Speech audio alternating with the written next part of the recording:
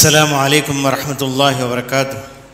الحمد للہ رب العالمین والصلاة والسلام علی نبینا محمد وعلی آلہ وصحبہ اجمعین۔ الحمد للہ، اللہ کا شکر اور اس کا احسان ہے کہ آج ایک اور حلقہ تفسیر کا لے کر آپ کے سامنے ہم حاضر ہوئے ہیں۔ آج کے اس حلقے میں قال الملو یعنی 9واں پارہ شروع ہوگا اور یہ نصف پارے تک انشاءاللہ یہ تفسیر چلے گی۔ ان میں سے چیدہ جو مضامین، جو اہم مضامین ہیں آپ کے سامنے آ جائیں گے۔ ایسے آج کی قرات کے اندر آپ لوگوں نے غور کیا ہوگا کہ انبیاء علیہ الصلوۃ والسلام کا تذکرہ چل رہا تھا، چلتے چلتے اصحاب مدین یعنی شعیب علیہ الصلوۃ والسلام کے قوم کے تذکرے کے بعد اللہ تبارک و تعالیٰ نے حضرت موسیٰ علیہ الصلوۃ والسلام کا تذکرہ فرمایا، اور حضرت موسیٰ علیہ الصلوۃ والسلام کا تذکرہ میں سمجھتا ہوں کہ شاید اس سورے کے اندر جتنی تفصیل کے ساتھ آپ کا آیا ہے شاید ہی کسی اور جگہ آیا ہو۔ تو اس کے اندر پورے وہ واقعات، وہ حالات جو حضرت موسیٰ علیہ الصلوۃ والسلام ان قوم کے درمیان میں پیش آئے تھے، ان کے اور فرعون کے درمیان میں پیش آئے تھے، اور ان فرعون اور جادوگروں کے درمیان میں پیش آئے تھے سارے، اور اس کے بعد پھر یعنی بنو اسرائیل کے ساتھ حضرت موسیٰ علیہ الصلوۃ والسلام کے حالات سارے کے سارے اللہ تبارک و تعالیٰ نے اس سورے میں بیان کر دیے ہیں۔ ان کا احاطہ کرنا بہت مشکل ہے اور بہت زیادہ اس کے لیے وقت درکار ہے، لیکن پھر بھی جو اہم یعنی واقعات کی طرف جو حضرت موسیٰ علیہ الصلوۃ والسلام کے زمانے میں پیش آئے اس کی طرف میں اشارہ کرتے ہوئے چلوں گا۔ سب سے پہلے آپ آیت نمبر 97، آیت نمبر 96 کا مطلب 90 پر 6 اٹھا لیجیے، جس کے اندر اللہ تبارک و تعالیٰ نے یہ قریہ کا تذکرہ فرمایا، اور اس قریہ سے مراد کوئی خاص قریہ نہیں ہے بلکہ دنیا کا کوئی بھی قریہ ہو سکتا ہے۔ قریہ والوں کے بارے میں، قریہ زیادہ تر ہمارے ہاں جو کھیڑا کہتے ہیں، چھوٹا سا گاؤں، اس کے اوپر اس کا اطلاق ہوتا ہے، لیکن کبھی کبھی عربی زبان میں قریہ بڑے شہر کو بھی قریہ کہا جاتا ہے، یہاں تک کہ ام القریٰ کہا گیا مکے کو۔ مکہ جتنے شہروں کا تذکرہ اللہ تعالیٰ نے قرآن مجید کے اندر فرمایا ہے، ان میں سے سب سے بڑا شہر میں سمجھتا ہوں کہ مکہ، اس کو بھی اللہ تبارک نے ام القریٰ کہا، قریوں کی ماں کہا۔ تو بہرحال قریے سے مراد کوئی بھی آبادی والے، ان کے بارے میں اللہ تبارک تعالیٰ ارشاد فرماتا ہے ان کو رہنے کا یعنی ڈھنگ کیا ہونا چاہیے اور ان کا طریقہ کیا ہونا چاہیے۔ اللہ تعالیٰ فرمایا وَلَوْ أَنَّ أَهْلَ الْقُرَىٰ آمَنُوا وَاتَّقَوْا لَفَتَحْنَا عَلَيْهِمْ بَرَكَاتٍ مِّنَ السَّمَاءِ وَالْأَرْضِ۔ فرمایا اللہ تبارک تعالیٰ نے اگر قریے والے، کسی بھی آبادی والے، کسی بھی شہر والے ایمان لے آتے، ایمان لانے کے بعد تقوی اختیار کرتے، یعنی تقوی کی زندگی سے کیا مراد ہے؟ اپنے آپ کو جہنم سے بچانا ہے، مامورات پر عمل کرتے ہوئے منہیات سے بچتے، اسی کا نام تقوی ہے۔ تو اس طرح کی زندگی اگر وہ استعمال یعنی اللہ تعالیٰ جن جن باتوں کا حکم دیا اس پر عمل کرتے ہوئے، جن جن چیزوں سے روکا ہے اس سے بچتے ہوئے، یعنی اپنے آپ کو جہنم کی آگ سے بچانے کے ارادے سے زندگی گزارنے کا نام یہ تقوی ہے۔ اگر اس طرح کی زندگی گزارتے تو اللہ تعالیٰ فرماتا ہے لَفَتَحْنَا عَلَيْهِمْ بَرَكَاتٍ مِّنَ السَّمَاءِ وَالْأَرْضِ، ایسے لوگوں کے لیے اللہ تبارک تعالیٰ آسمان اور زمین کے برکتیں کھول دیتا ہے۔ جب اللہ تبارک تعالیٰ برکتیں کھولنا چاہے کوئی روک نہیں سکتا۔ وَلَكِنْ كَذَّبُوا فَأَخَذْنَاهُمْ بِمَا كَانُوا يَكْسِبُونَ، تو اللہ تعالیٰ فرماتا ہے لیکن قریے والوں نے ایسے نہیں کیا بلکہ انہوں نے جھٹلایا تو ہم نے انہیں ان چیزوں کے بدلے میں پکڑ لیا جو کچھ ان کے کرتوت تھے، برے کرتوت تھے، اس کے بدلے میں پکڑ لیا۔ تو پھر ان کو زندگی کیسے گزارنی چاہیے اس کے بارے میں اللہ تبارک تعالیٰ نے اس کے بعد والی آیتوں میں دیکھیے 97، 98، 99 تک یعنی اس قریے والوں ہی کے بارے میں اللہ تعالیٰ نے فرمایا أَفَأَمِنَ أَهْلُ الْقُرَىٰ أَن يَأْتِيَهُمْ بَأْسُنَا بَيَاتًا وَهُمْ نَائِمُونَ، ان کی زندگی ایسے کیوں ہو گئی؟ یعنی منہیات کا ارتکاب کرتے ہیں، معمورات کو کرنے کی کوشش نہیں کرتے، اللہ کے حکم کی یعنی تعمیل نہیں کرتے بلکہ اس کے اندر اللہ تبارک تعالیٰ کی معصیت کرتے ہیں۔ کیا وہ لوگ افامن اہل القریٰ، کیا وہ لوگ مامون ہو گئے، بے خوف ہو گئے اس بات سے کہ ان کے پاس اللہ تبارک تعالیٰ کا عذاب اچانک آ پڑے، بیاتن، راتوں رات، وہ ہم نائم، جبکہ وہ سوتے ہوئے ہوں گے؟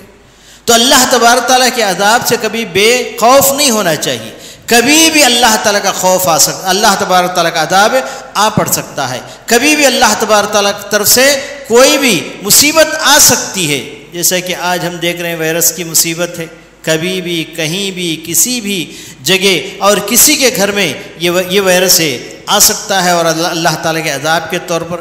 تو اس لیے اللہ تبارک تعالیٰ کے عذاب سے بے خوف نہیں ہونا چاہیے، بلکہ ہمیشہ اللہ تبارک تعالیٰ کی پناہ میں آنے کی کوشش کرنا چاہیے، اور اللہ تعالیٰ سے ہمیشہ امن کے لیے اللہ تعالیٰ سے دعائیں کرتے رہنا چاہیے۔ اوامن اہل القریٰ ان یاتیہم باسنا ضحی وہم یلعبون۔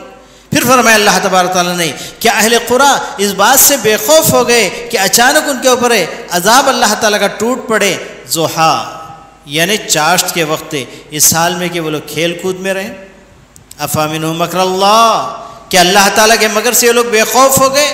فلا یامن مکر اللہ الا القوم الخاسرون، اللہ تعالیٰ کے مکر سے وہی لوگ بے خوف ہو سکتے ہیں جو خسارہ پانے والے ہیں۔ تو اس لیے انسان کو چاہیے کہ ہمیشہ اللہ تعالیٰ سے ڈرتا رہے اور اللہ تعالیٰ کے عذاب سے اللہ تعالیٰ کی پناہ مانگتا رہے، تو اسی وقت اللہ تبارک تعالیٰ اپنے پناہ میں رکھے گا۔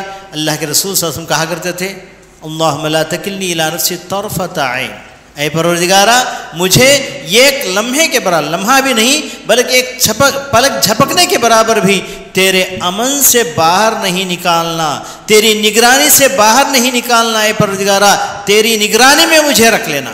یہ ایک مسلمان بندے کی زندگی ایسے ہوا کرتی ہے۔ پھر اس کے بعد آگے بڑھیے، یعنی آیت نمبر 103 سے حقیقت میں حضرت موسیٰ علیہ السلام کا واقعہ شروع ہوتا ہے۔ آیت نمبر 103 سے یعنی شعیب علیہ السلام کے تذکرے کے بعد حضرت موسیٰ علیہ السلام کا تذکرہ اللہ تعالیٰ نے اس طریقے سے کیا، ثم بعثنا من بعدهم موسیٰ بآیاتنا الی فرعون وملئہ فظلموا بها فانظر کیف کان عاقبۃ المفسدین۔ اللہ تبارک و تعالیٰ نے ارشاد فرمایا کہ ہم نے یعنی ان تمام انبیاء علیہ السلام کے بعد حضرت نوح کا تذکرہ آیا، حضرت صالح کا تذکرہ آیا، حضرت ہود علیہ السلام کا تذکرہ آیا، لوط علیہ السلام کا تذکرہ آیا، مدین میں شعیب علیہ السلام کا تذکرہ آیا۔ ان تمام کے تذکرے کے بعد اللہ تبارک تعالیٰ فرماتا ہے ہم نے موسیٰ کو بھیجا اپنی واضح نشانیاں اور معجزات دے کر۔ کس کے پاس بھیجا؟ فرعون اور اس کی جماعت کے پاس بھیجا۔ اور حضرت موسیٰ علیہ السلام کے بھیجے جانے کے دو مقصد تھے۔ پہلا مقصد بنو اسرائیل کو فرعون کے عذاب سے باہر کرنا تھا، فرعون کے عذاب کے نیچے وہ لوگ دبے ہوئے تھے، وہاں سے ان کو نجات دلانا تھا۔ اور دوسرے فرعون کی عبادت یا اسی طریقے سے بہت سے معبودان باطلہ کے اندر وہ پھنسے ہوئے تھے، وہاں سے نکال کر ان کو توحید کی طرف لے جانا تھا۔ دو پیغام لے کر حضرت موسیٰ علیہ السلام اس قوم کے پاس آتے ہیں، تو یہ یہاں سے بات چل پڑتی ہے۔ اور آگے چلیے، ایک اہم واقعے کی طرف میں اشارہ کرتے ہوئے آپ لوگوں کو آگے لے کر چلوں گا۔ آیت نمبر 123 سے 124 ہے، ان دو آیتوں میں اللہ تبارک تعالیٰ بڑے پتی کی بات اللہ تبارک تعالیٰ نے یہاں پر بتائی۔ قال فرعون آمنتم، آیت نمبر 120 پر 3 دیکھیے۔ قال فرعون آمنتم به قبل ان آذن لكم ان هذا لمكر مكرتموه في المدينة لتخرجوا منها اهلها فسوف تعلمون لأقطعن ايديكم وارجلكم من خلاف ثم لأصلبنكم اجمعين۔ فرعون نے جب دیکھا کہ بہت بڑا یعنی ایک اس نے معرکہ آرائی کی تھی، ایک یعنی بہت بڑا مقابلہ کروایا تھا موسیٰ علیہ السلام اور جادوگروں کے درمیان، اور سمجھ یہ رہا تھا کہ موسیٰ علیہ السلام یہ بھی ایک جادوگر ہیں اور جادوگروں کے سامنے ہار جائیں گے تو میرا دین غالب آ جائے گا اور پورے ملک کے اندر میری ہی پوجا کرنے والے رہ جائیں گے۔ اس ارادے سے اس نے ایک طرف موسیٰ علیہ السلام تھے تو دوسری طرف جتنے بھی اس کے ملک کے یا اس کے ملک کے باہر کے جتنے بھی جادوگر تھے تمام کو جمع کر لیا تھا، اور سمجھ رہا تھا کہ آج تو میری کامیابی ہے۔ لیکن دیکھتے ہی دیکھتے حضرت موسیٰ علیہ السلام کا جو معجزہ تھا، لاٹھی کا معجزہ، اس نے ایک بڑا اژدہا بن کر سارے جتنے بھی ان کے سانپ بچھو جتنے بھی یعنی ان کے لاٹھیاں پھینکنے کے بعد بن گئے تھے ان تمام کو ختم کر دیا، اور ایک ہی بچ گیا۔ تو اس کے بعد جادوگروں کو اچھی طریقے سے پتہ چل گیا کہ یہ کوئی جادو وادو نہیں ہے، یہ تو اللہ تبارک تعالیٰ کا معجزہ ہے، اور حضرت موسیٰ علیہ السلام اللہ کے پیغمبر ہیں۔ فوراً وہ لوگ ایمان لائے، فوراً وہ لوگ ایمان لائے، اور ایمان لانے کے بعد ایمان کے اندر اتنے پختے بن گئے کہ فرعون نے ڈرایا. فرعون نے کیا ڈرایا؟ معمولی ڈرانا نہیں ڈرایا، اس نے بہت خطرناک طریقے سے ڈرایا. دیکھو کیا میری اجازت کے بغیر تم موسیٰ علیہ السلام پر کیسے ایمان لائے؟ ایسے لگتا ہے کہ موسیٰ کے شاگرد تم لوگ ہیں، تم لوگوں نے سب نے مل کر ایک مکر کھیلا ہے. تو دیکھو تم اپنے ایمان سے باز آ جاؤ، ورنہ میں کیا کروں گا، تم ہی زندہ رہتے ہوئے ایک پیر ایک ہاتھ کاٹ دوں گا. دایاں پیر کاٹوں گا تو بایاں ہاتھ، اور دایاں ہاتھ کاٹوں گا تو بایاں پیر. اس طریقے سے کاٹ کر ایسے نہیں چھوڑوں گا، اور تڑپنے کے لیے، مرنے کے لیے میں سولی پر لٹکا دوں گا، اور وہاں پر تڑپتے تڑپتے تم مر جاؤ گے. کہ اس کے لیے تو تیار ہو. تو جادوگروں کا ایمان اتنا مضبوط تھا کہ انہوں نے کہا کہ ہاں اس کے لیے بھی ہم تیار ہیں، مگر ایمان چھوڑنے کے لیے ہم تیار ہیں، ایمان سے ہاتھ دھونے کے لیے ہم تیار نہیں ہیں. اس سے بھی بڑی سزا تو دے دے. فقد ما انت قاض انما تقضی هذه الحیات الدنیا. انہوں نے کہا کہ تو جو کچھ کرنا ہے کر لے، زیادہ سے زیادہ تو کیا کرے گا، ہماری یہ جو زندگی ہے اس کو ختم کر دے گا. اس زندگی کے بعد ایک اور زندگی ملنے والی ہے، وہ اس سے اچھی زندگی ہے. کیونکہ موت ایک مومن بندے کے لیے یہ کوئی مصیبت نہیں ہے، بلکہ اس کے لیے اللہ تبارک تعالیٰ سے ملنے کا ایک ذریعہ. اگر اس نے اچھے کام کیے، توحید پر قائم رہا، تو اس کے لیے جنت ہی جنت ہے. اس دنیا سے اس دنیا میں ہم ختم رکھتے ہیں. تو اس زندگی، ہماری زندگی کو ختم کر کے تو کیا چاہتا ہے کہ ہمیں عذاب دینا چاہتا ہے نا، تو کر لیں. تو اس طریقے سے انہوں نے یعنی اپنے ایمانی جذبے کا اظہار کیا، اظہار کر اس کے لیے تیار ہو گئے. اور فرعون نے انہیں لٹکا بھی دیا، ہاتھ پیر کاٹا، سولی پر لٹکایا. تڑپتے نہیں، بلکہ اللہ تبارک تعالیٰ ایسے وقت عذاب کو مزے میں بدل دیتا ہے، مزے میں بدل دیتا ہے. کیوں نہیں؟ اس کے اندر یعنی عذاب نہیں ہوا تھا، بلکہ اس کے اندر وہ لوگ جنت کے مزے لے رہے تھے. اور خود آسیہ فرعون کی بیوی، جب ان کو تخت پر لٹکایا گیا، ایک ایک کیلا ان کے ہاتھ میں پیر میں ٹھوکا جا رہا تو مسکرا رہی تھی. تو فرعون نے کہا کہ اس سولی سے نیچے اتار دو، ایسا لگ رہا ہے کہ پاگل ہو گئی ہے. تو کہا کہ میں نہیں پاگل، تو پاگل ہے، اس لیے مجھے جنت نظر آ رہی ہے، اور ایک ایک کیلا جب ٹھوکا جا رہا ہے تو مجھے مزہ آ رہا ہے. اور حقیقت میں یہی بات ہے، حقیقت میں یہی چیز صحیح ہے کہ جس کا ایمان مکمل ہو، کامل ہو اور بھرپور ایمان ہو، تو جب ایمان کے راستے میں، باقی دوسرے راستے میں کوئی مارے کوئی توڑے تو اس تکلیف ہوگی، لیکن ایمان کے راستے میں جب عذاب دیا جاتا ہے، وہ عذاب نہیں ہوتا، بلکہ وہ عذاب مزہ ہی مزہ ہوتا ہے.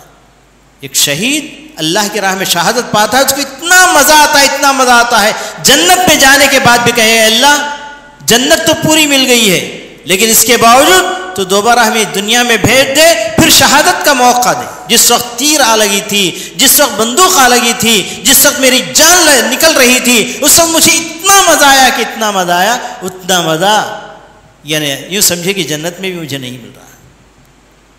تو حقیقت میں یہ کب ہوگا؟ ایمان انسان کا کامل ہو. بالکل اسی طریقے سے آج ہم کووڈ سے ڈر رہے ہیں، پریشان ہیں. کووڈ سے ڈرنا نہیں ہے. کووڈ کیا کرے گا آپ کو؟ زیادہ سے زیادہ یہ زندگی ختم کرے گا اور زندگی دے گا. ہم کو تو ڈرنا اس سے ہے جو کووڈ جس نے دیا ہے. کووڈ کا جو خالق ہے اس سے ڈرنا ہے، کیونکہ اس زندگی کے بعد کس کے سامنے جا کر ٹہرنا ہے؟ اللہ تعالیٰ کے سامنے ٹہرنا ہے. تو ہمیں ڈرنا کووڈ سے نہیں ہے، کووڈ پیدا کرنے والے، کووڈ بھیجنے والے سے ہمیں ڈرنا ہے. کل قیامت کے اس کے سامنے ٹھہر کرے.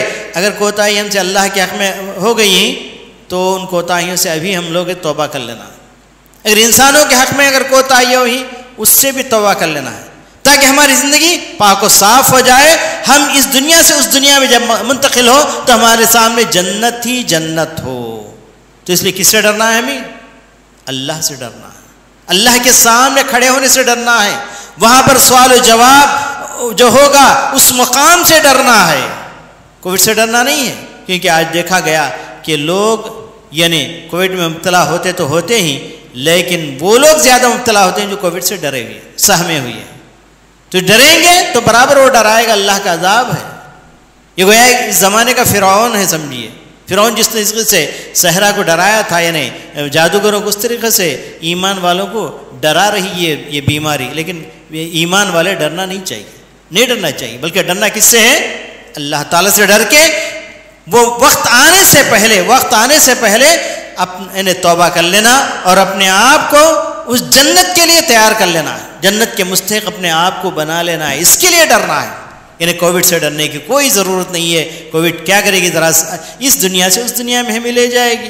وہ دنیا بھی اللہ تعالیٰ کی ہے، یہ دنیا بھی اللہ تعالیٰ کی ہے. وہ دنیا تو جنت ہی جنت ہے اور اس دنیا کے اندر مصیبتیں ہی مصیبتیں ہی. تو اس طریقے سے انسان ہمیشہ تیار رہے، اس بارے میں ذرا برابر بھی یعنی تھوڑا بھی نہ ڈرے. تو یہ جادوگروں کا واقعہ اللہ تعالیٰ نے 123 سے لے کر 24 تک اللہ تبارک اس کے اندر یہی باتیں اللہ تعالیٰ نے بیان فرمائی. اس سے بہترین ہمیں نصیحت ہمیں ملتی ہے. پھر اس کے بعد آگے بڑھیے، آیت نمبر 139 یعنی 30/9. 139 کے اندر اللہ تبارک تعالیٰ نے ایک واقعے کا ذکر کیا ہے. ایک واقعے کا اللہ تبارک تعالیٰ نے ذکر کیا ہے 130/9 آیت 28، جس کے اندر اللہ تبارک ارشاد فرماتا ہے ان ہؤلاء متبر ما هم فیہ وباطل ما كانوا یعملون. بنی اسرائیل کو لے کر سمندر پار کر لیے تو وہاں جانے کے بعد ایک قوم ملی. کس کو؟ موسیٰ علیہ السلام ان کے قوم کو، کہ وہ لوگ بتوں کے اوپر بالکل گر پڑے تھے، یعنی بتوں کی پوجا کر رہے تھے. قالوا یا موسیٰ اجعل لنا الہا کما لہم آلیہ. تو بنو اسرائیل قوم یہ تو بڑی بزدل قوم ہے اور بڑی مکار قوم. موسیٰ علیہ السلام نے فرعون سے بچایا اور اللہ تبارک تعالیٰ نے سمندر پار کروایا، نجات پا کر ادھر آ گئے. تو وہاں پہنچنے کے بعد جب دیکھا انہوں نے یہ بتوں کی لوگوں پوجا کر رہے ہیں، اے موسیٰ دیکھو تم ایک الہ کی عبادت کرنے کے لیے تم کہتے ہو، وہ الہ اس الہ کو ہم نے دیکھا نہیں، کوئی چیز ہمارے سامنے ہونی چاہیے. تو جس طریقے سے ان کے لیے باطل معبودان باطلہ ہیں، اسی طریقے سے ہمارے لیے بھی ایک معبود بنا دو، اس کو سامنے رکھ کر اللہ کی پوجا کریں گے. تو اس وقت یعنی حضرت موسیٰ علیہ السلام نے ان سے کہا تھا ان ہؤلاء متبر ما هم فیہ، کیا ان کا کام تمہیں پسند آ گیا؟ بتوں کے سامنے وہ لوگ جھکے ہوئے ہیں، تو یہ لوگ ہلاکت میں پڑے ہوئے ہیں. وہ باطل ما كانوا يعملون، اور وہ بطلان اور باطل میں پڑے ہوئے ہیں جو کچھ وہ لوگ کر رہے ہیں. تو اس طرح کا ارادہ تمہارا نہیں کرنا چاہیے. اور ایسا ہی واقعہ پیارے نبی صلی اللہ علیہ وسلم کے ساتھ پیش آیا جب فتح مکہ کے بعد نئے مسلمان ہو گئے تھے اور ان کو لے کر اللہ کے رسول صلی اللہ علیہ وسلم حوازن اور ثقیف کے قبائل سے جنگ کرنے کے لیے جا رہے تھے طائف کی طرف. اس وقت انمات یعنی وہاں پر ایک درخت تھا. دور جاہلیت کے اندر جب کسی جنگ کے لیے جاتے تو اس درخت کو تلوار لگا کے سمجھتے کہ ہمیں برکت آ گئی، اس تلوار سے ہم جس دشمن کو چاہیں ہم ختم کر سکتے ہیں، کامیابی ہماری ہے، یہ سمجھ کر جاتے تھے. جب جیسے ہی انہوں نے وہ درخت دیکھا تو فوراً جو نئے مسلمان تھے انہوں نے کہا اجعل لنا انماتا، اے اللہ کے رسول صلی اللہ علیہ وسلم ہمارے لیے ایک درخت بتا دیجئے. تو اس وقت پیارے نبی صلی اللہ علیہ وسلم نے کہا اللہ اکبر اللہ اکبر، تم نے ایسی بات کہی جیسے بنو اسرائیل نے موسیٰ سے کہی تھی. اجعل لنا الہا کما لہم آلیہ، اے اللہ ہمارے لیے ایک معبود باطل بنا دے، اے موسیٰ ہمارے لیے یہ کہ بت بنا دو جیسے ان کے لیے بت ہے. تم اسی بات کو تم یہاں پر دہرا رہے ہو. یہ درخت کا متعین کرنا، اس کو تلوار لٹکا کے کہنا کہ یہاں سے برکت مل جائے گی، یہ اس درخت کو معبود بنانا ہے. توبہ کرو توبہ کرو. توبہ کر کے پھر نبی کریم صلی اللہ علیہ وسلم کے ساتھ لوگ چلے تھے. اور ایسا ہی واقعہ محمد بن عبد الوہاب رحمۃ اللہ علیہ کے ساتھ پیش آیا. محمد بن عبد الوہاب رحمۃ اللہ علیہ اپنے استاذ کے ساتھ جب مدینے کی زیارت کے لیے گئے تھے تو دیکھا کہ لوگ پیارے نبی صلی اللہ علیہ وسلم کی قبر کے اوپر جھکے ہوئے ہیں، منتیں مانگ رہے ہیں اور پوجا کر رہے ہیں، سجدے کر رہے ہیں. تو پوچھا کہ کیا بات ہے؟ تو کیا بات ہے؟ تو ان کے استاد محترم نے یہی آیت پڑھی ان ہؤلاء متبر ما هم فیہ، یہ لوگ ہلاکت میں پڑے ہوئے ہیں، جس چیز کے اندر پڑے ہوئے ہلاکت ہی ہلاکت ہے. وہ باطل ما كانوا یعملون، اور بطلان یعنی مطلب ہے کہ باطل یعنی معبودوں کے اوپر یہ لوگ پڑے ہوئے ہیں. تو اس وقت یعنی محمد بن عبد الوہاب نے اپنے استاد محترم سے پوچھا کہ کیا کرنا ہے. تو کہا کہ استاد محترم نے ہماری تو زندگی ختم ہو گئی، اب تم لوگ نوجوان ہو، تم جو چاہے جو کر سکتے ہو کرو، توحید کو پھیلاؤ، شرک کو مٹاؤ، تو اسی وقت ایک عزم کر لیا محمد بن عبد الوہاب رحمۃ اللہ علیہ نے ان بت پرستوں کو دیکھ کر یا ان خبر پرستوں کو دیکھ کر اور پھر علم کے لیے چل پڑے. الحمدللہ انہوں نے علم حاصل کیا اور کتاب التوحید لکھی. کتاب التوحید ہی نہیں لکھی بلکہ توحید کی مملکت انہوں نے قائم کی ساری دنیا کے اندر وہاں سے توحید پھیلی. جب تک کہ شریعت ماتوریدیت ساری دنیا میں چھائی ہوئی تھی، پھر پہلی مرتبہ تاریخ اسلام کے اندر جو سلفیت یعنی قائم ہی تو اسی شخص سے، اسی لیے مجدد کہا جاتا ہے، بلکہ حقیقت میں وہ مجدد تھے. تو اس طریقے سے اللہ تبارک و تعالیٰ نے کبھی کبھی ایک منظر کی وجہ سے یعنی انسان کی زندگی بلکہ پوری تاریخ کو اللہ تبارک و تعالیٰ پلٹ دیتا ہے.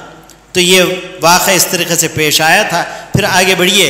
اس کے بعد آیت نمبر 40 پر 140 پر 8 دیکھیے. آیت نمبر 140 پر 8.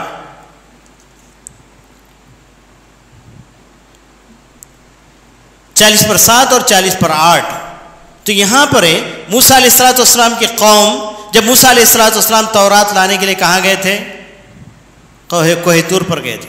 طور پہاڑ پر گئے ہوئے تھے اور ہارون علیہ السلام کو اپنی قوم کے ساتھ چھوڑ دیا تھا اور ان سے تاکید کی تھی کہ ان کو بچا کے رکھو، کہیں شرک کے اندر نہ پڑ جائے، کہیں اختلافات کے اندر نہ پڑ جائے. لیکن ان کے آنے تک جو سامری اس کے اندر ایک شخص تھا جو بڑا ہی یعنی یہ دجال قسم کا تھا، اس نے پورے قوم کے زیورات کو ملا کے کیا کیا؟ اس نے ایک بچھڑا بنا دیا اور بچھڑا ایسے بنایا کہ ہوا اگر اس کے اندر سے جائے تو یعنی بچھڑا جسے پکارتا ہے اس کی آواز نکلے. اس طریقے سے انہوں نے بنایا. بڑا ماہر تھا اور کہا کہ اس کی تم پوجا کرو.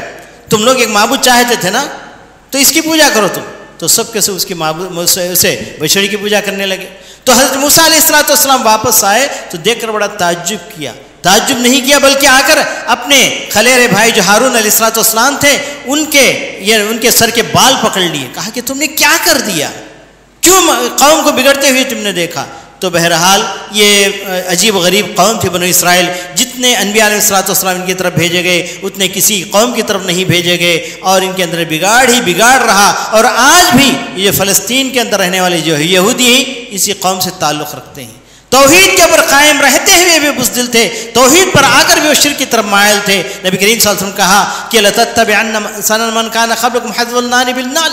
انہی بنو اسرائیل جو گمراہیوں میں گئے ہیں، جیسے غلطیوں میں گئے ہیں، ویسی غلطیاں میری امت بھی کرے گی. اس لیے اللہ تبارک تعالیٰ نے اس قوم کی غلطیوں کو جگہ جگہ اللہ تبارک نے واضح کر دیا. اس سے ہمیں بچنا ہے. پھر اس کے بعد یہ ایک واقعے کی طرف اشارہ کرتے ہیں، اپنی بات کو ختم کرتا ہوں. تو یعنی 150 پر 7ویں آیت دیکھیے. 150 پر 7 آیت نمبر 150 پر 7 ہے. 150 پر 7 کے اللہ تبارک نے ایک پتے کی بات بتائی. وہ کیا ہے کہ پیارے نبی صلی اللہ علیہ وسلم کی وہ صفات جو تورات اور انجیل کے اندر پائی جاتی ہیں، ان صفات کو اللہ تبارک ہو بہو قرآن میں نقل کر دیا. اور ایک عجیب و غریب بات ہے کہ انہوں نے جتنی بھی تحریف کر لی ہو، جتنا بھی اپنی کتابوں کو بدل دیا ہو، انجیل اور تورات کو بدل دے کر اس کا نام بائبل بھی رکھ لیا ہو، پھر بھی یہ صفات اللہ تعالیٰ کا کرنا یہ ہوا کہ یہ صفات آج بھی ان کی کتابیں میں پائی جاتی. اگر غور سے پڑھ لیں، جیسے اس سے پہلے بات آئی ہے کہ آج تورات اور انجیل کا قائم کرنے کا مطلب کیا ہے کہ پیارے نبی صلی اللہ علیہ وسلم کی نبوت پر ایمان لانا پڑے گا ان کو. جب تک ایمان نہیں لائیں گے تورات اور انجیل قائم کرنے والے نہیں ہوں گے. اور وہی بات اللہ تبارک تعالیٰ نے یہاں پر کہی ہے کہ جو صفات نبی صلی اللہ علیہ وسلم کی تورات اور انجیل کے اندر آئیں وہ صفات یہاں پر بیان کی گئیں. الذین یتبعون الرسول النبی الامی. آیت نمبر 150 پر 7 فرمایا وہ لوگ جو اس رسول کی اتباع کرتے ہیں جو نبی، وہ کیسے ہوں گے؟ پہلی صفت کیا ہے ذرا غور سے دیکھ لیجئے. وہ امی ہوں گے، پڑھنا لکھنا نہیں جانیں گے.